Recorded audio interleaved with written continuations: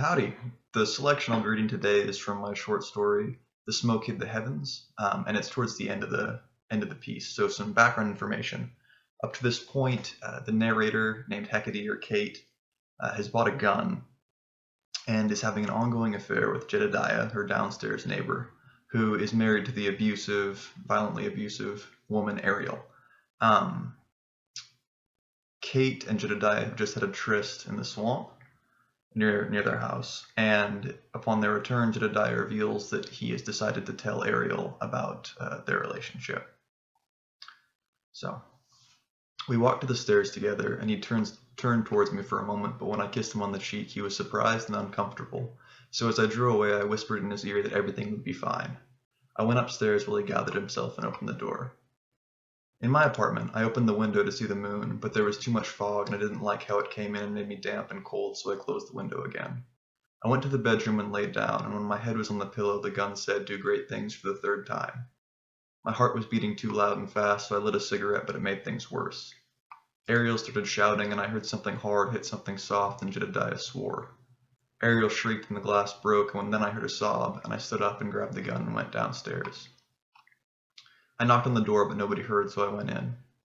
Ariel was holding the broken neck of the guitar, Jedediah's guitar, and the strings hung from it like a scourge. Jed was cowering under the window on a pile of broken glass, and as I entered, Ariel lashed at him, and the strings cut his hands and reopened the wound on his face. I raised the gun and felt I should say something, but the room exploded before I could, and Ariel's blood covered Jed and mixed with his. Her body turned towards me, but had no face, and so it was easy to hate. The body crumpled, and I realized that I had smoked my cigarette to the filter and burned my lips, but when I reached for another one, I was out. Time felt slow, and I walked over to Jed and helped him up, and we sat down at the table, and I stared at Ariel's body and felt nothing. Jedediah was looking at me and said he was hungry, and I thought he must be in shock. I asked him for a cigarette, but he had left his pack at the pier, and so we sat and looked at each other and tried to ignore our cravings.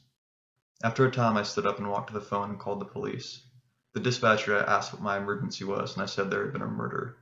She asked for the address, and I gave it to her and said, can the police bring cigarettes when they come? Jedediah told me to ask for chicken, too, so I did, but it made the dispatcher angry. I thought it might have been the first time Jed said what he wanted instead of what he should, but the voice on the line wanted none of it. I hung up on her. I was still holding the gun and realized the police would arrest me when they came, so I put the gun on the table and walked out into the fog towards the swamp. Jed picked it up and came to the doorway and watched me go but never left the threshold. I heard him reading the inscription on the slide aloud before the fog swallowed him. I walked the path into the bog for a ways and then followed a blinking red firefly away from the trail and deeper into the forest until I came to a bonfire. The vagrant, who'd soldered the gun at the beginning of the story, was sitting next to it, and I joined him when the heat was comforting and kept away the fog. A distant shot rang out as he gave me a cigarette. The tar felt good in my lungs, and the smoke hid the heavens. Thank you.